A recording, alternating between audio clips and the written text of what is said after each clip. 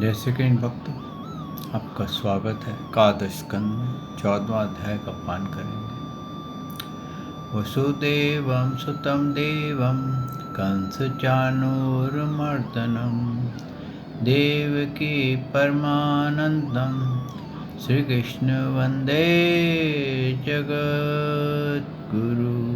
श्रीकृष्ण शरणं गोपाल शरणं श्रीकृष्ण शरणं गोपाल शरणं मेरे बाके बिहारी नंदलाल शरणं मेरे बाके बिहारी नंदलाल शरणं श्रीकृष्ण शरणं गोपाल शरणं श्रीकृष्ण शरणं गोपाल शरणं मेरे बाके बिहारी नंदलाल शरणं मेरे बाके बिहारी नंदलाल शरणं श्रीकृष्ण शरणं गोपाल शरणं श्रीकृष्ण शरणं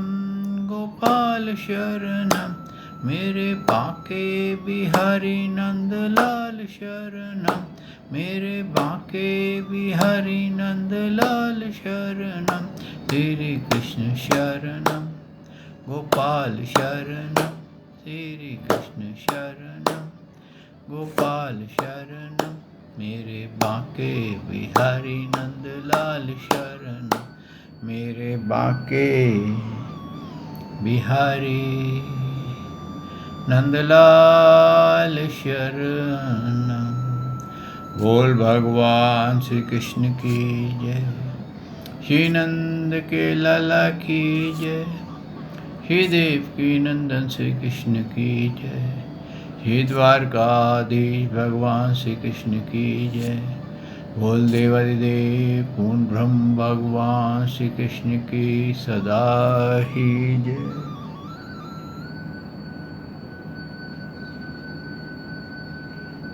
जय श्री कृष्ण भक्तों, आपका स्वागत है भागवत महापुराण की इस गाथा में। भक्तों, हमने श्रवण किया भगवान श्री कृष्ण ने सनक सनंदन सनातन और सनत कुमार को हंस के रूप में ज्ञान दिया था। क्यों कि वो कंफ्यूज हो रहे थे कि जो गुण है जो हमारे ऊपर अफेक्ट करते हैं, सतोगुण रजोगुण तमोगुण, और हमारे अंदर जो विषय हैं वो इतने आपस में मिलजुल जाते हैं कि हम ये समझ नहीं पाते कि हम कैसे इनसे मुक्त हों। तो भगवान ने बताया कि हमारे को अपने आप को ऑब्जर्व करना चाहिए कि हम इस वक्त किस गुण के अधीन हैं, और अगर हम सतोगुण के अधीन हैं तो हमारे विचार क्या होंगे किसी की मदद करने के, पूजा करने के, भगवान श्री कृष्ण को जानने के लिए सृष्टि से पहले कौन था, आज कौन है, और इस सृष्टि के बाद कौन रहेगा, किसने ये सृष्टि का रचना की है। और अगर हमारे गुण हम रजोगुण के अधीन होंगे तो हम अपने नाम का ख्याल करेंगे कि कैसे मेरा कारोबार बढ़े, कैसे मैं कोई धर्म कार्य करूं और उसमें मेरा नाम जो है वो टीवी पे अनाउंस हो। अनेकों प्रकार के कहते हैं विषय हमारे अंदर घूमने लग जाएंगे। और अगर हम तामस के अधीन हुए तो हम शास्त्रों में फॉल्ट निकालने लग जाएंगे, और जो वक्ता होगा उसमें भी फॉल्ट निकालेंगे, भगवान में भी फॉल्ट निकालेंगे, और वो कहते हैं लोक थिंकिंग में चले जाएंगे, और हम ये भूल जाएंगे कि हम आत्मा है, हम अपने आप को ही महान मानने लग जाएंगे और कब किसका इंसल्ट कर दें, अपमान कर दें, इसका हमारे को कोई चिंतन नहीं रहेगा। तो ये जो गुण और विषय, ये तीन चीज़ें हमारे कर्मों को बनाते हैं। हमारे अंदर कौन सा गुण चल रहा है, हमारे विषय क्या हैं और हमारी मेमोरीज कौन कौन सी हैं, इससे हमारे कर्म बन जाते हैं और हम उन कर्मों को अधीन होकर के कार्य करते हैं।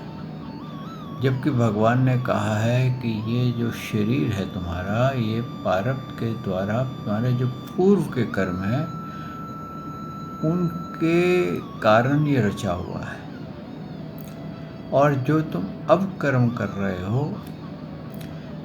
अगर तुम अपने आप को नहीं संभाल सके तो अगला शरीर का निर्माण उसी कर्म के मुताबिक, उसी गुण के मुताबिक हो जाएगा।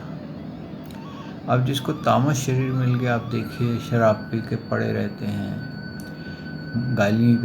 बिना गाली के बात नहीं कर पाते और खुद तो इंसल्टेड होते ही हैं, दूसरों को भी इंसल्टेड कर देते हैं, हर वक्त क्रोध में घूमते हैं, कभी कहते हैं उनका पारा कभी ठंडा ही नहीं होता है। राजस्क है तो वो पैसा पैसा पैसा, money makes the world go round, और दिखावा और डिज़ाइनर कपड़े, डिज़ाइनर इसमें घुस जाते हैं। सात्विक शरीर मिल गया तो भक्ति के अंदर इंसान प्रविष्ट हो जाता है, ये जानने के अंदर प्रविष्ट हो जाता है कि मैं किस प्रकार से इस जीवन मृत्यु रूपी भवसागर से बाहर जाऊं।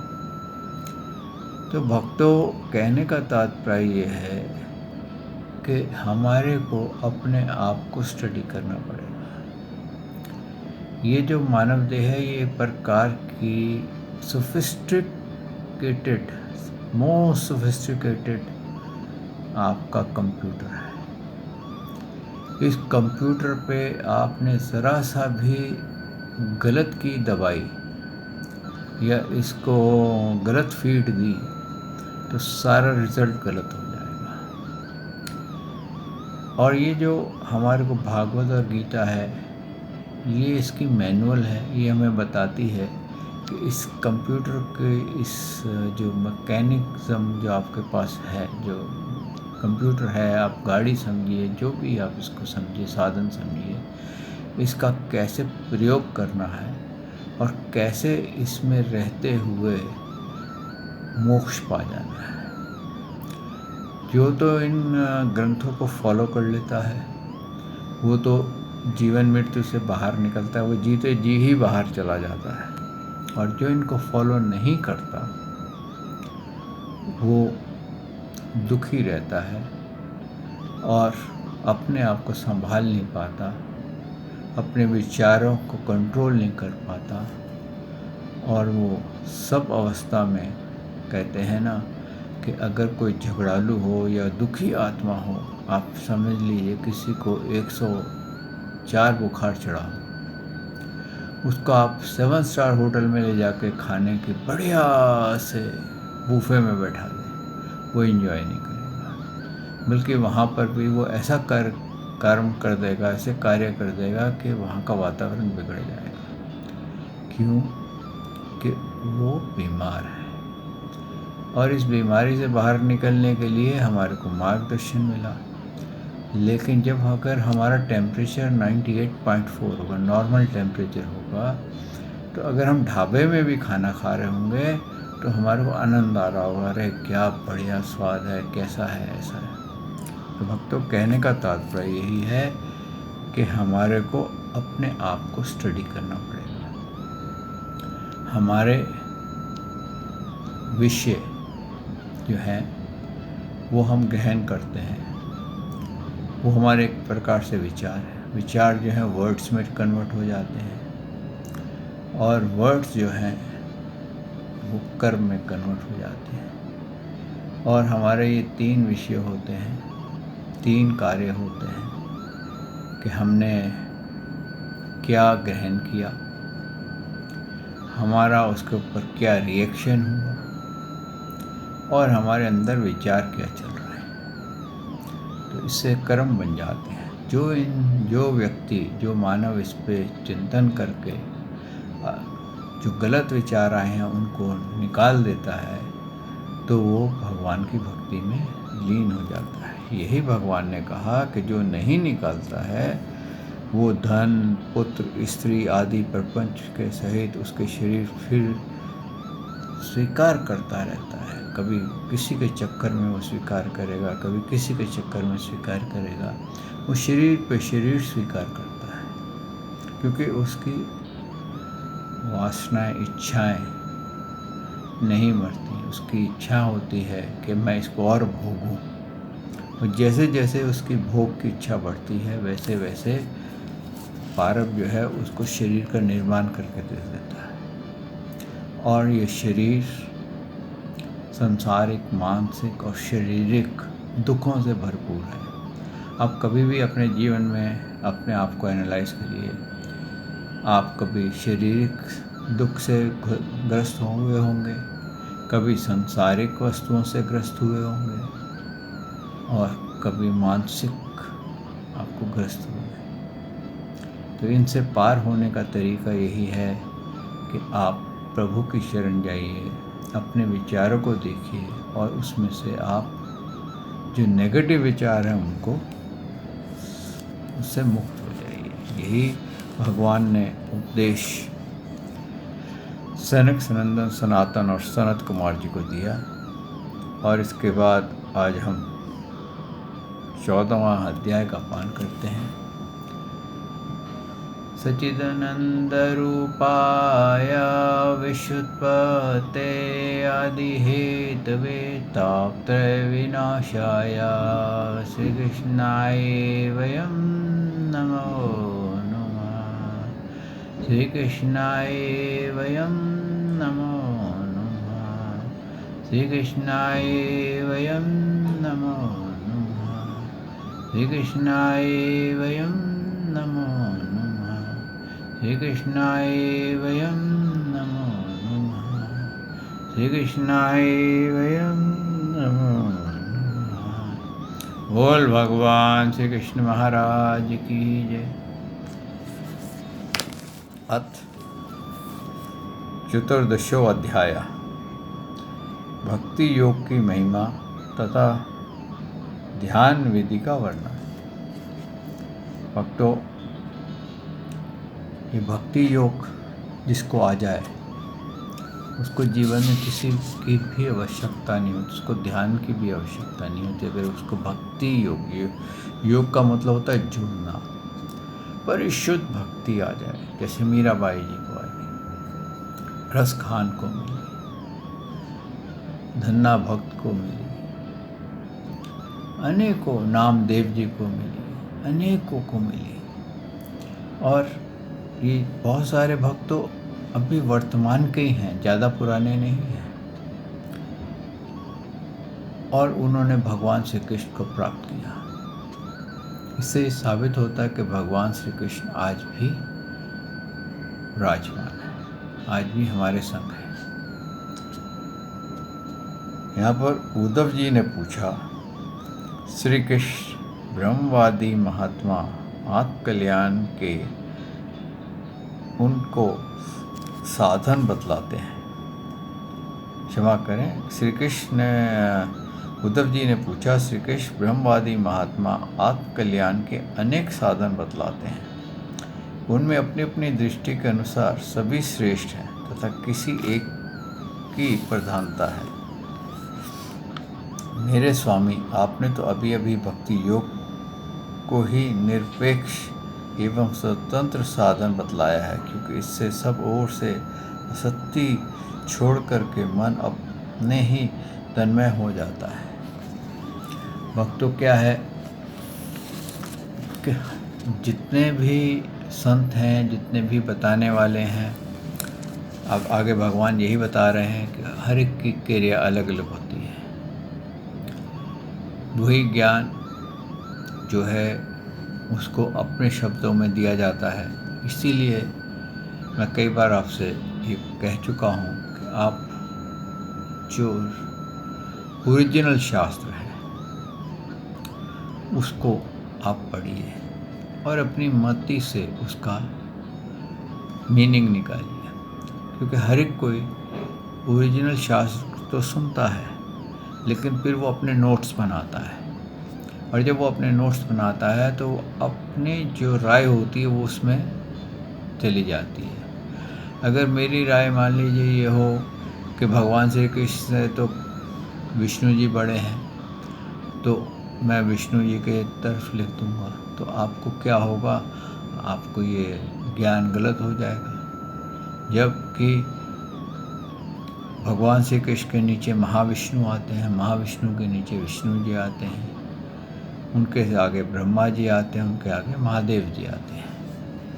तो इस प्रकार से क्या होगा कि ज्ञान का अलट पलट हो जाता है, और यही भगवान ने यहाँ पर साबित किया है, कहा है।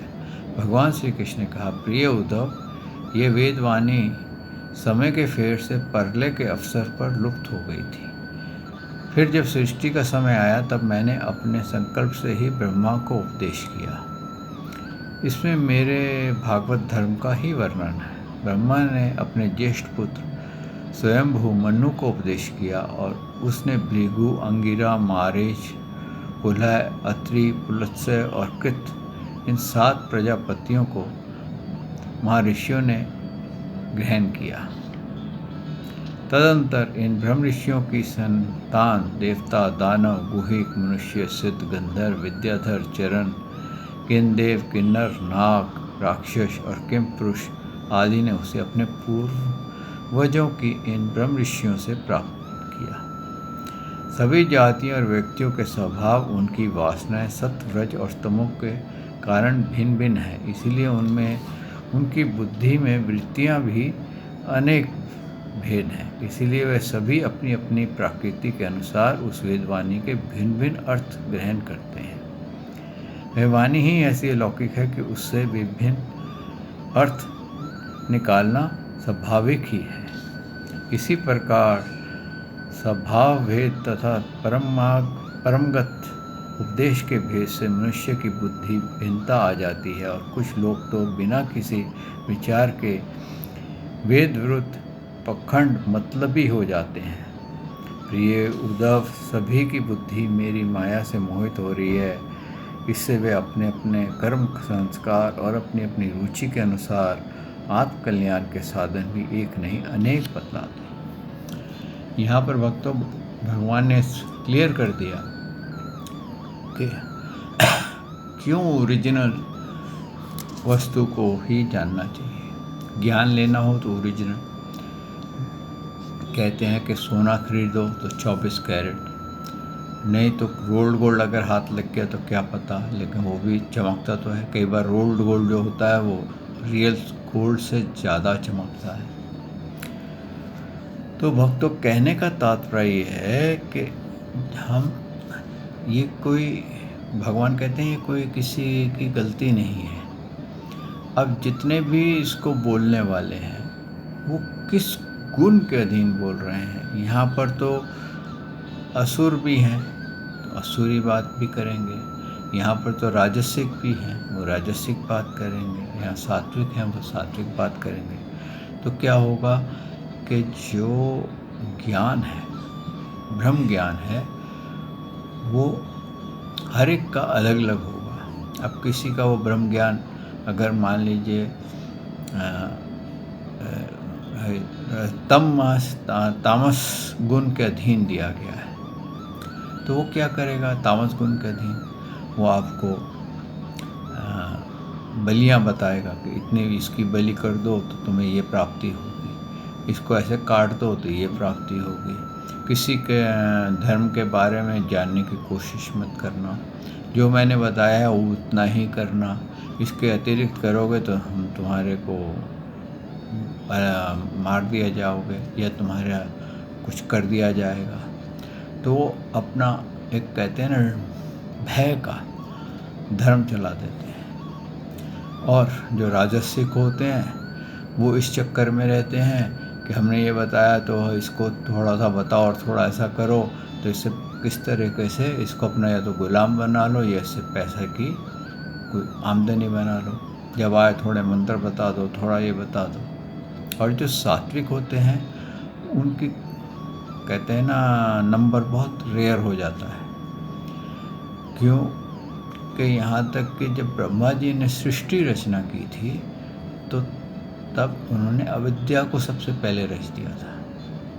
आप देखिए कई बार ऐसा आपको एक लगेगा कि बच्चा जो होता है वो गाली जल्दी सीख जाता है, अच्छी बातें देर में सीखता है। बुराई की तरफ हम जल्दी जाते हैं, अच्छाई की तरफ हमारे को जाने में समय लगता है। अगर आपको कोई फिल्म दिखाई जाए जिसके अंदर हर प्रकार का कर्म हो रहा है और बुरे कर्म ज़्यादा हो रहे हैं तो उसको आप ज़्यादा याद रखेंगे। लेकिन अगर वही फिल्म आपको सात्विक दिखाई जाए, कैसे वो बच्चों के साथ व्यवहार कर रहा है, कैसे वो काम कर रहा है, कैसे अच्छे कार्य कर रहा है, कैसे भक्ति योग कर रहा है, तो वो फिल्म का एक्सप्रेशन आपके माइंड पे कम रहेगा। तो ये क्या है, ये हमारी खुद की कहते हैं डिफ़ॉल्ट्स हैं। हमारी बॉडी जो है वो बाय डिफ़ॉल्ट लोअर एनर्जी को जल्दी पकड़ती है। हमारा माइंड लोअर एनर्जी को जल्दी पकड़ता है, विषयों को ज़्यादा पकड़ता है।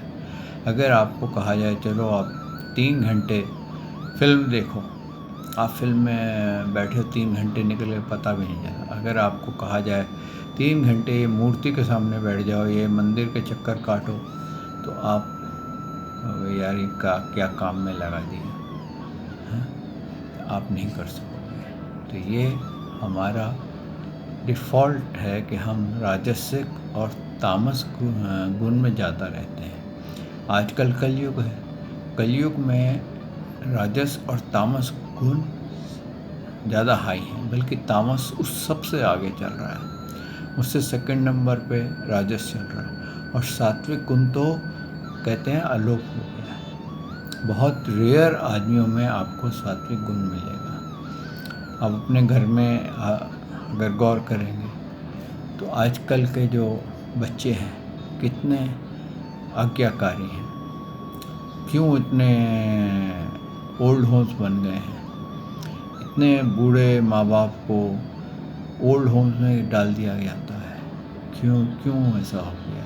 ये सब तामस के कारण हो गया। घर में इतनी बड़ा घर है, सब कुछ है, लेकिन बूढ़ों को ओल्ड होम में डाला गया है। एक बार भक्तों मैं आपको सच्ची घटना बताता हूँ। मैं एक ओल्ड होम में भागवत कथा करने गया था विरार के पास। तो वहाँ पर जब एक चौथा दिन था तो एक मर्सिडीज़ गाड़ी में एक आदमी और लेडी आई, और वो एक बूढ़ी औरत के पास बैठे बातें कर रहे थे। भागवत कथा का आरंभ हो गया था।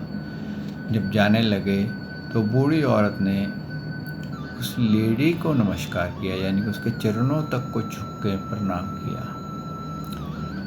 और जब वो चले गए तो मैंने जो वहाँ का इंचार्ज था, डायरेक्टर था, उससे पूछा ये कौन है जो इतने बड़े शान शौकत से आए और इस ओल्ड लेडी को मिलने हैं। बड़े महान आदमी हैं जो कि स्पेशल किसी रिश्तेदार को मिलने ओल्ड होम में आए हैं। तो उसने बताया कि ये इसका लड़का है और मालाबार में इसका बहुत बड़ा फ्लैट है,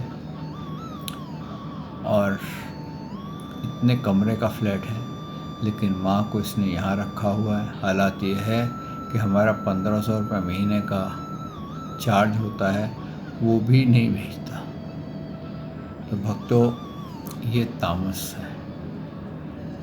और राजस हो तो कुछ दिखावा हो, आए हैं तो कुछ ओल्ड होम में इतना पैसा दिया उसकी पट्टी लगा दो या पर्ची कटवा देंगे।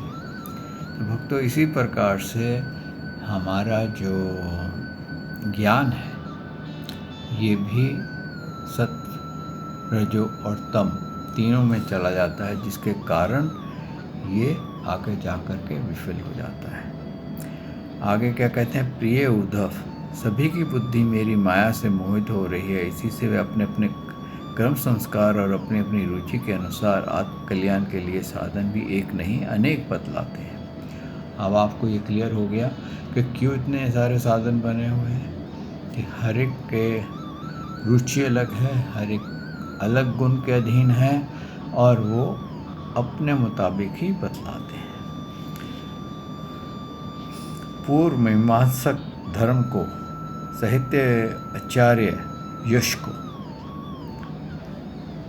क्या है, पूर्व मीमांसक जो है वो धर्म को कहते हैं कि ये श्रेष्ठ है। जो साहित्य आचार्य हैं वो यश को, और काम शास्त्री जो हैं वो काम को, योग वेता सत्य को, और शम दम आदि को, दंड नीतिकारक ऐश्वर्य त्यागी त्याग को, और लोकयति के भोगों को ही मनुष्य जीवन का स्वार्थ परम लाभ बतलाते हैं। कर्मयोग ही लोग यज्ञ, तप, दान, व्रत तथा यम नियम आदि को पुरुषार्थ बतलाते हैं। परंतु ये सभी कर्म हैं, इनके फलस्वरूप जो लोग मिलते हैं वे उत्पत्ति और विनाश वाले हैं। कर्मों का फल समाप्त हो जाने पर उनसे दुख ही मिलता है, और सच पूछो तो उनकी अंतिम गति घोर अज्ञान ही है। उनसे जो सुख मिलता है वह तुच्छ है। यहाँ पर क्या है भक्तों, भगवान ने बहुत क्लियर बताया कि जो कर्म कांड में लगे रहते हैं कि भाई हम जैसे राजसिक गुण में रहते हैं, वो यज्ञ तप दान में बहुत बिलीव करते हैं, और उनको जो भोग मिलते हैं वो भी कहते हैं नाशवान ही मिलते हैं। उनका जो अगला स्वर्ग मिलेगा तो स्वर्ग में आप कब तक रहेंगे, जब तक पुण्य आपके हैं, और पुण्य क्षीण हो जाने के बाद क्या होगा, आपको वहाँ से ढकेल दिया जाएगा। जैसे आपको पास खूब धन है, आप स्विट्ज़रलैंड में 7 स्टार होटल में रहते हैं, लेकिन अगर आपके पास पैसे ख़त्म हो गए तो क्या होगा, आपको वहाँ से छोड़ के जाना पड़ेगा। नहीं जाओगे तो आपको उठा करके बाहर फेंक देंगे। तो इस तरह से आपके जो भोग हैं उनके पीछे जो आदमी भागता है वो बाद में दुख ही पाता है। एक तो पैसा ख़त्म हो गया और दूसरा भोग ख़त्म हो गए, और हो सकता है कोई तकलीफ़ हो तो आपका इलाज भी ना हो। और वे लोग भोगों के समय भी असूया आदि दोषों के कारण शोक से परिपूर्ण है, इसलिए इन विभिन्न साधनों के फेर में ना पड़े। जितने भी लोग हैं भक्तों, वहाँ सब में कंपटीशन होता है। हर एक के यहाँ कंपटीशन। आपने कितनी बार सुना कि कोई बहुत ज़बरदस्त भक्ति करता है तो इंद्र का आसन डोल जाता है और इंद्र उसका भक्ति भंग करने के लिए भेजता है। सबसे बड़ा उदाहरण विश्वामित्र जी का है। मेनका को भेज करके उनका 60,000 साल का तप खराब कर दिया था। इसी प्रकार से भक्तों उन्होंने कहा है कि ये सब कंपटीशन हो रही है, सब में अहंकार है, सब 5 भौतिक शरीर हैं, और सब सत्वगुण रजोगुण और तमोगुण के अधीन आ जाते हैं। देवता भी आ जाते हैं। ब्रह्मा जी को क्रोध आया तो उनके यहाँ पर घुटकी में नील पड़ गया, और वहाँ से महादेव जी की उत्पत्ति हुई, रुद्र की उत्पत्ति हो गई। फिर उनको काम का वेग आया तो उनकी वो पुत्री को ही अपने स्वरूप में देखने लग गए, किसी और को देखने लग गए। तो ये क्या है, ये सब हमारे वो हैं गुणों के। हम जब अधीन होते हैं तो ये लोग भी हमारे जो है वो विनाश के कार्य बन जाते हैं। इसीलिए भगवान ने कहा है कि सिर्फ भक्ति योग जो निष्काम परिशुद्ध भक्ति है वही मानव को करनी चाहिए। आइए भक्तों, यह वाणी को विश्राम देते हैं। कल प्रभु ने चाहा तो मैं आपकी सेवा में फिर हाजिर होऊंगा, और जो भक्ति योग भगवान ने बताया है और जो ध्यान योग बताया है उसका पान करेंगे।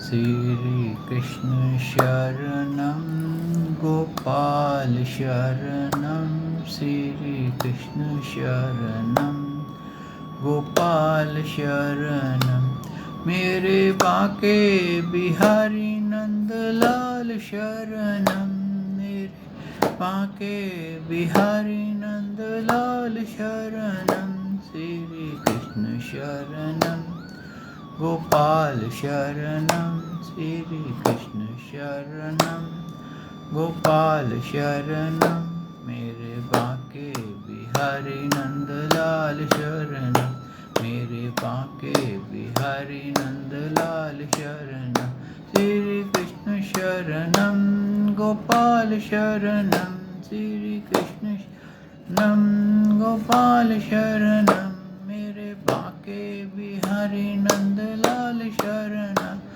रे बांके बिहारी नंदलाल शरणम।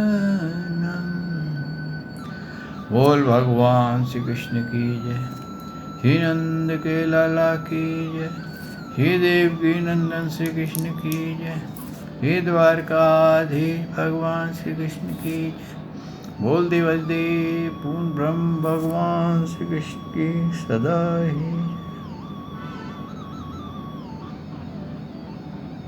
जय। श्री कृष्ण भक्तों।